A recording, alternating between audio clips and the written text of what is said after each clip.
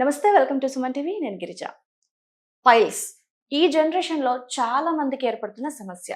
అది లేడీస్ అవనివ్వండి, జెంట్స్ అవనివ్వండి. ఇప్పుడు అలాంటి ప్రాబ్లమ్ సాల్వ్ చేసే ఒక సెంటర్ దగ్గరికి వచ్చేసాం. అదే doctor Sarajas ayurvedic anorectal centre. So ఇక్కడ డాక్టర్ వెంకటేశ్వర్లు గారు ఉన్నారు. So MS ayurvedic. So ayurvedic పరంగా ఎలాంటి ట్రీట్మెంట్ ఉంది అనే విషయాల్ని సార్ తో మాట్లాడి తెలుసుకుందాం. నమస్కారం సార్. నమస్తే అండి. సార్, సాధారణంగా చూస్తుంటే ఈ మధ్య కాలంలో చాలా మంది పైల్స్ వచ్చేసరికి వెంటనే సర్జరీని ప్రిఫర్ చేస్తున్నారు. సో ఈ పైల్స్ అనేది ఎందుకు వస్తుంది? కాన్స్టిపేషన్ ఒక్కటే దీనికి మెయిన్ రీజన్ అనుకోవచ్చా, లేదంటే వేరే రీజన్స్ కూడా ఉన్నాయా? సో పైల్స్ అనేటివి ఎట్లా అంటే మనకి మెయిన్ మనం చేసే ఆహారపు అలవాట్లు, విహారాలు అంటే మనం చేసేటువంటి తప్పిదాల వల్ల జనరల్గా పైల్స్ అనేవి ఏర్పడుతూ ఉంటాయి. ఓకే. మనకు పైల్స్ అనేవి ఏంటంటే అందరికీ ఉంటాయి. మనకు మామూలుగా మోషన్ వచ్చే మార్గం లోపల రక్తనాళాలని మనం హిమరాయిడ్స్ అంటూ ఉంటారు. వాడుక భాషలో వాటిని పైల్స్ అని, ఆయుర్వేదిక్లో దాన్ని ఆశ్రమాలు అని అట్లా చెప్తూ ఉంటారు. కాకపోతే ఏంటంటే అందరికీ కూడా ఆ రక్తనాళాలు అంటే అందరికీ ఉంటాయి అన్నమాట. ఎప్పుడైతే ఆ రక్తనాళాల మీద కంటిన్యూస్ గా ఒత్తిడి ఏర్పడుతుందో, సో దానివల్ల ఏమవుతుందంటే ఆ రక్తనాళాలు అనేవి కిందికి సాగడం జరుగుతుంది అనమాట. యానల్ పుషన్స్ అంటారు. అవి కిందికి సాగడం జరుగుతుంది. అలా సాగడం వల్ల ఏమవుతుందంటే మనకి ఆటోమేటిక్ గా దానిపైన ఉన్న పొర పగిలిపోయి బ్లడ్ రావడము, చేతికి మోషన్ వెళ్ళినప్పుడు బయటకు వచ్చేసి లోపల వెళ్ళిపోవడం అనేది మనకి ఈ పైల్స్ లో కనిపిస్తూ ఉంటుంది అనమాట. సో అసలు ఎందుకు వస్తుందని చూసినప్పుడు మనకి మెయిన్ ఒత్తిడి ఏర్పడము, అంటే టాయిలెట్ మీద ఎక్కువసేపు, అంటే కమ్మోడ్ మీద ఎక్కువసేపు స్పెండ్ చేయడం టైము. ఓకే, కొందరు ఏం చేస్తూ ఉంటారు, ఫోన్ తీసుకెళ్తా ఉంటారు, కొందరు ఈవెన్ బుక్స్ తీసుకొని వెళ్తా ఉంటారు టాయిలెట్ వెళ్ళేటప్పుడు. ఎక్కువ టైం స్పెండ్ చేసినప్పుడు, లేదు వెస్టర్న్ కమోడ్స్ వల్ల కూడా. వెస్టర్న్ కమోడ్స్ ఏంటంటే మీకు సిట్టింగ్ పోస్చర్ వల్ల ఏమవుతుందంటే పేషెంట్ కి ఆ యాంగిల్ అనేది సరిగా పోదనమాట. సో యాంగిల్ మెయింటైన్ అవడం వల్ల ఏంటంటే పేషెంట్ ఎక్కువ టైం స్ట్రెయిన్ చేయాల్సి వస్తూ ఉంటుంది మోషన్ పాస్ చేయడానికి. బట్ ఇండియన్ కమోడ్స్ లో ఆ ఇబ్బంది ఉండదు.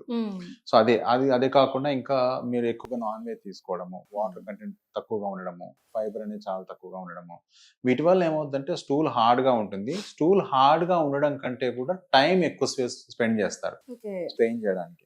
లేకపోతే ఎక్కువసార్లు మోషన్ పాస్ చేయడం, రోజుకి 3-4 సార్లు తినగానే మోషన్ వెళ్ళడం, ఇట్లా అయినప్పుడు కూడా ఏమవుతుందంటే మీకు మలద్వారంలో గోడల మీద ఒత్తిడి ఏర్పడుతుంది.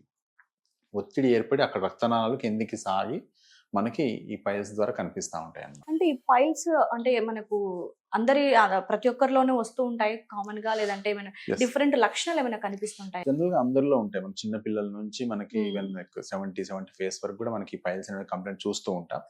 బట్ జనరల్ గా ఏంటంటే ఎక్కువగా ఈ లైఫ్ స్టైల్ సరిగా లేని వాళ్ళకి, అంటే నిద్ర సరిగా లేకపోవడము, లేట్ నైట్ జాబ్స్ ఉండడం, లేట్ నైట్ ఫుడ్ తీసుకోవడము, టైంకి ఎక్సర్సైజ్ చేయకపోవడము, వీటి వల్ల ఒబేసిటీ అండ్ కాఫీ అది ఎక్కువ తీసుకోవడము, సో వీటి వల్ల కూడా మనకి హిమరాయిడ్స్ వచ్చే అవకాశం ఎక్కువగా ఉంటుంది.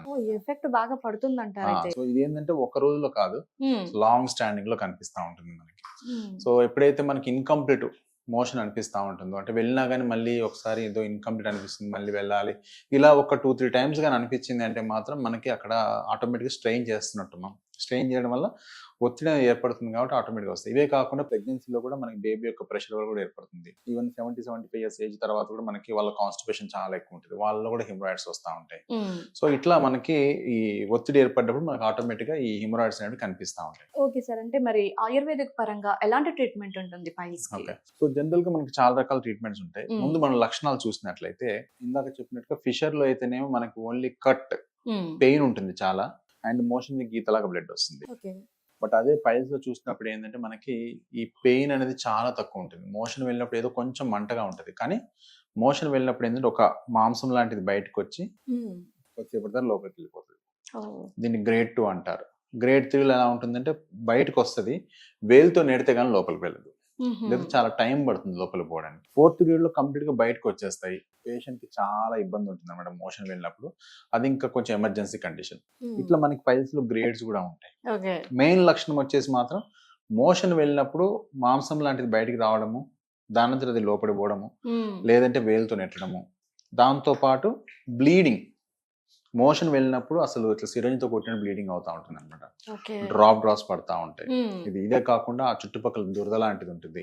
మోషన్ కి వచ్చే మార్గం నుంచి ఒకలాంటి స్టిక్కీ డిశ్చార్జ్ రావడము, ఓకే, మ్యూకస్ డిశ్చార్జ్ అంటారు. ఇలాంటి లక్షణాలన్నీ కూడా మనకి పైల్స్ లో కనిపిస్తూ ఉంటాయి. అయితే మరి అంటే ఆయుర్వేదిక్ పరంగా మీరు మెడిసిన్ ఇచ్చినప్పుడు అదేమైనా పథ్యం ఉండాలా, లేదంటే 1 వీక్ అట్లా పైల్స్ తగ్గేదాకా ఉంటే సరిపోతుందా, ఎలా అంటారు? సో జనరల్ గా ఏంటంటే పైల్స్ లో మెడికేషన్ అనేది ఎప్పుడైనా సరే దీనికి ఉండదు. అంటే ఈ ఆయుర్వేదిక్ టాబ్లెట్స్ వాడితే పథ్యం ఉండదు. పైల్స్ కి పథ్యం ఉంటుంది, రోగానికి మాత్రమే పథ్యం ఉంటుంది. అంతేగాని ఈ టాబ్లెట్ వాడితే ఈ పథ్యం చేయాలనే అలాంటి కాన్సెప్టే ఉండదు అనమాట. ఆయుర్వేద మందులు వేసుకుంటున్నా నేను పులుపు తినకూడదు, వంకాయ తినకూడదు, ఆలుగడ్డ ఇల్లు కాదు. పైల్స్ లో ప్రాబ్లం ఏంటి? కాన్స్టిపేషన్ అనమాట రీజన్.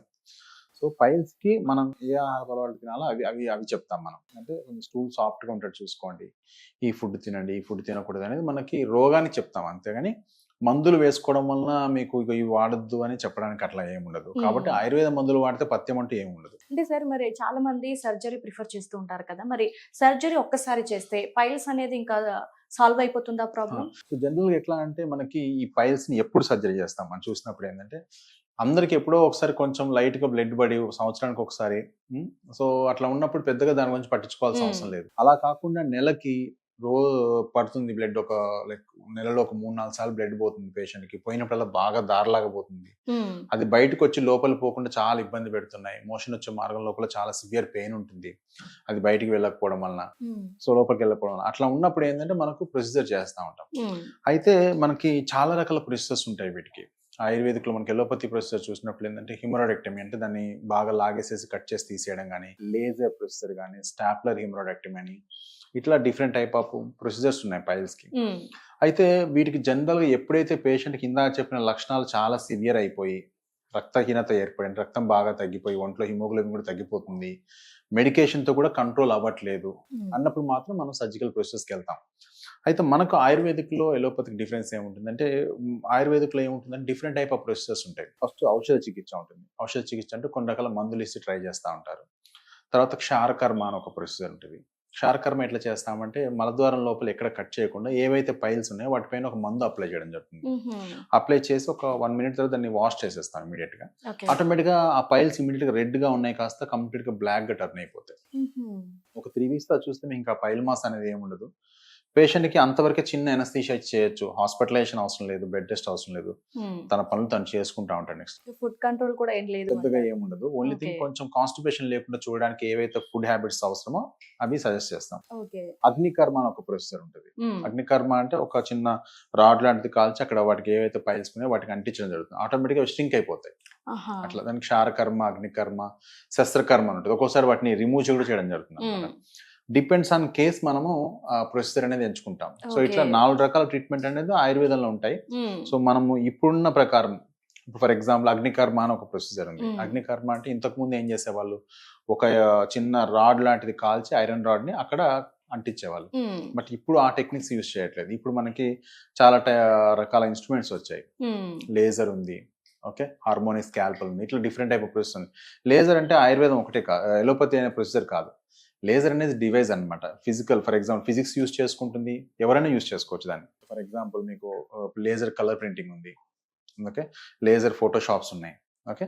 అలానే లేజర్ అనేది డివైస్ అనమాట, ఎవరైనా యూజ్ చేసుకోవచ్చు. ఇంతకుముందు అగ్నికర్మలో దాన్ని వాడేవాళ్ళు, మేము లేజర్ యూజ్ చేస్తాం. అట్లా డిపెండ్స్ ఆన్ కేస్ మనము ప్రొసీజర్ అనేది చేస్తా ఉంటాం. ఈ పైల్స్ వచ్చేసరికి ఏజ్ లిమిట్ ఏమైనా ఉంటుందా, లేదంటే ఒక ఏజ్ పిల్లల్లో కూడా వస్తుందని విన్నాను, మరి అందులో ఎంతవరకు నిజం ఉందంటారు? జనరల్ గా ఏంటంటే దానికి ఒక ఏజ్ లిమిట్ అంటూ ఏముండదు. కాకపోతే రెగ్యులర్ గా మెయిన్ చూసింది ఏంటంటే జనరల్ గా 30 to 40 ఈ ఏజ్ లో చాలా కామన్ గా పేషెంట్స్ కి ఈ ఇష్యూస్ ఎక్కువ కనిపిస్తా ఉంటాయి. అయితే మరి పైల్స్ రాకుండా ఉండాలి అంటే ముందు జాగ్రత్తగా ఎలాంటి జాగ్రత్తలు పాటిస్తే మంచిది అంటారు? ఒకవేళ ఇంట్లో మనం వెస్టర్న్ కమోడ్ యూజ్ చేస్తున్నట్లయితే బెటర్ పాటీ స్టూల్ అని దొరుకుతుంది ఒకటి, కాళ్ళ కింద హైట్ పెట్టుకుంటారనమాట. దానివల్ల ఏమవుతుందంటే మనకు ఆ ఫీవర్ టెలిస్ ఏదైతే మజిల్ ఉంటుందో అది ఈజీగా రిలాక్స్ అవుతుంది, దానివల్ల మోషన్ అనేది ఈజీగా పాస్ అవుతుంది. సో ఎక్కువ టైం స్పెండ్ చేయాల్సిన అవసరం లేదు.